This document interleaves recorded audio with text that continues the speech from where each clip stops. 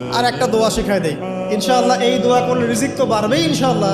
আপনার যত ঋণ আছে ইনশাআল্লাহ আল্লাহ পাক শোধ করে দিবেন। বিশ্বাস করলেন না?